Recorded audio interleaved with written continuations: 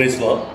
கர்த்தருடைய பரிசுத்த நாமம் மகிமைப்படுவதாக. இந்த நாட்களில் கூட நம்ம ஆண்டவர் இயேசு நாமத்தினாலே பரிதபிக்கப்பட்டு இருக்கிற இல்லை ரட்சிக்கக்கூடாத இடத்துல சில ஆத்மா இருக்கும்போது அந்த ஆத்மா ரட்சிக்கப்பட வேண்டும் என்பதற்காக தேவன் அவருடைய ஊழியக்காரர்களையும் அவருடைய தீர்க்கதரிசியை கர்த்தர் பயன்படுத்துகிறார்.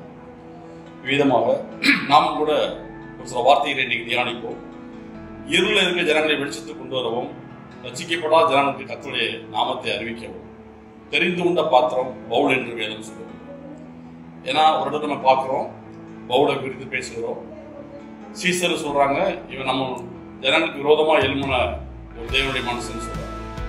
அப்போ ஆண்டவர் இயேசுக்கு சொல்லுவாரு, புறஜாதிகளுக்கும் ஐஸ்வர்யவான்களுக்கும் என் நாமத்தை அறிவிக்கும்படிக்கு நான் தெரிந்து கொண்ட பாத்திரம் அப்படின்னு ஆண்டவர் இயேசுக்கு சொல்றாரு.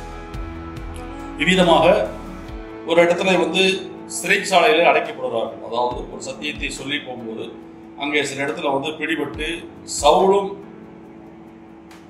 இருந்த பவுலை கர்த்தர் மாற்றி அங்க சொல்லப்பட்டிருக்கிறது, சீலாவும் பவுலும் சிறைச்சாலை அடைக்கப்படுகிறார்கள். அவர்களை இழுத்து தேவனுடைய நாமத்தை மகிமைப்படுத்தி சில ரகசியங்களை சொல்லலாம் என்று சொல்லி அவர்கள் வீதியிலே வைத்து அடித்தார்கள் என்று வசனம். அடித்து சட்டைகளை கிழித்து துன்பப்படுத்தி அவர்கள் சிறைச்சாலை அடைக்கிறார்கள். மாட்டு துருவத்திலே பவுலும் சீலாவையும் கட்டி வைக்கிறார்கள்.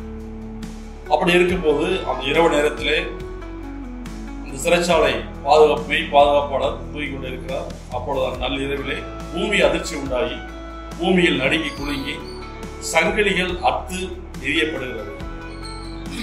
அப்பொழுது பவுலும் சீலாவும் துதித்துக் கொண்டிருந்தார்கள். தேவனை துதித்துக் கொண்டிருக்கும் போது சிறைச்சாலை இந்த கையில மாட்டப்பட்ட விலங்குகள் அத்து எரியப்படுகிறது. காலில் துருவத்தில் மாட்டின சங்கிலிகள் உடை தெரியப்படுகிறது. அப்பொழுது என்ன சம்பவித்தது என்று சிறைச்சாலை அந்த மெய் காவலர் பயந்து போய் தீப்பந்தங்களை கொண்டு வர சொல்லி அதை பொருத்தி அதை உள்ளே தேடி போகும்போது அவளை இல்லாத இருக்கும்போது அந்த சிறைச்சாலை இருக்கிற அந்த மெய் காவலர் தன் பட்டயத்தை எடுத்து தன்னை சுசை பண்ணிக்கிற ஆரம்பித்தார். அப்பொழுது பவுல் சொல்கிறார், உனக்கு ஒன்றும் தீங்கு செய்யாதே, நாங்கள் எல்லோரும் இங்கேதான் இருக்கிறோம் என்று சொல்கிறார். எனக்கு அருமையானவர்களே, எந்த மனுஷனையும் பிரகாசம் கர்த்தரால் முடியும் என்று பார்க்க முடியும். அவன் சிறைச்சாலையிலே அடைத்து வைத்த மெய் காவலன் தன்னை இவர் தப்பி ஓடிவிட்டார் என்று சொல்லி நாளைக்கு ராஜாக்கு என்ன பதில் சொல்வோம் என்ற மனநிலை பயத்தோடு கூட தன்னை அவன் மாண்டு கொள்வதற்கு சூசை கொள்வதற்கு பட்டயத்தை எடுக்கிறான். அப்பொழுது தேவ மனுஷனாய் பவுல் சொல்கிறார், உனக்கு கேடு ஒன்றும் செய்து கொள்ளாதே, நாங்கள் எல்லோரும் இருக்கிறேன் என்று சொல்கிறார். ஏன்னா அந்த மனுஷன் ரட்சிக்கப்பட வேண்டும் என்று வசனம் சொல்கிறது.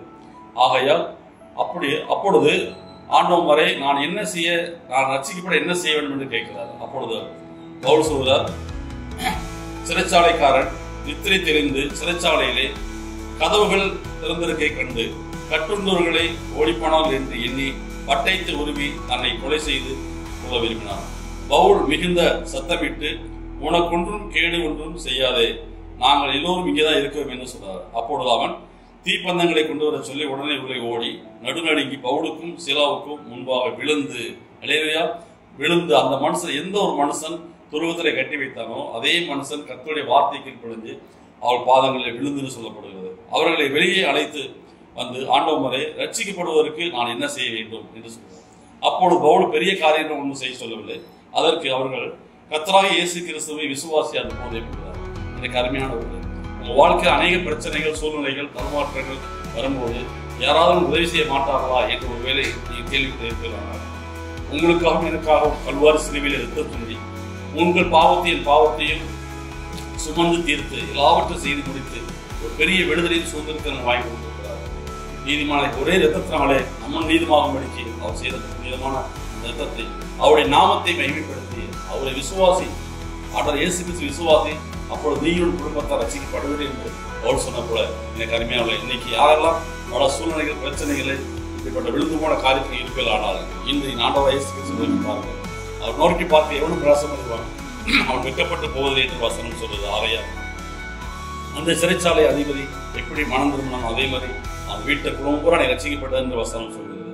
ஆகையால் கர்த்தருடைய வார்த்தை நீங்கள் விதமாக வழியாக உங்களோட வந்து கொண்டே இருக்கிறது. அருமையானவர்களே, உங்கள் வாழ்க்கையில் மிகுந்த வெளிச்சத்தை கண்டடைய சமாதானம் உண்டாயிருக்கும்படிக்கு இன்று நீங்கள் ஆண்டவர் இயேசு கிறிஸ்துவை விசுவாசிங்கள். கர்த்தர் எனக்காக யாவும் செய்வார், சிறுவேலை என் பாவத்தின் மீது அக்கமெல்லாம் சொன்ன தீர்த்திருக்கிறார் என்று சொல்லி அவருடைய ரத்தத்தினாலே கழுவப்பட்ட நீதிமானா இருக்கேன் என்று சொல்லி அவர் விசுவாசிங்கள். கர்த்தர் அப்பொழுது குடும்பத்துக்கு சந்தோஷம் சமாதானம் உண்டாக்கப்படும். இன்றைய ரச்சனைத்தினால், இன்றைய அற்புதத்தினால், இன்றைய அடையாளங்கள் நடக்கும் சொல்லுது. கர்த்தரை நோக்கி பார்க்க எவனும் பிரயாசம் அடைவான். அவன் வெட்கப்பட்ட போதிலே வேலை சிறைச்சாலை கதவுகள் குடும்ப சூழ்நிலை வறுமை சூழ்நிலை எதிரில் பிடிபட்டு அடிமைத்தரத்தில் இருக்கீங்களோ ஆண்டவராக இயேசு கிறிஸ்து நோக்கி பார்க்க எவனும் பிரயாசம் அடைவான் என்று வசனம் சொல்லுது. ஆகையால் எனக்கு அருமையானவர்களே, கர்த்தருடைய நாம மகிமை கண்டு இந்த நாட்களில் பேசுகிற வார்த்தை ஒருவேளை உங்களுக்கு கிரியை செய்யுமானால் நீங்கள் இருக்கிற பகுதியில் இருக்கிற தேசத்தில் ஆண்டவர் விசுவாசிங்கள். கர்த்தர் உங்களுக்கு கொண்டு பெரிய காரியங்களை செய்வார். இயேசு நாமத்தில் ஜெபித்து உங்களை ஆசீர்வதிக்கிற நல்ல பிதாவே. ஆமென். தேங்க்யூ. God bless you. அடுத்த சந்திப்போம்.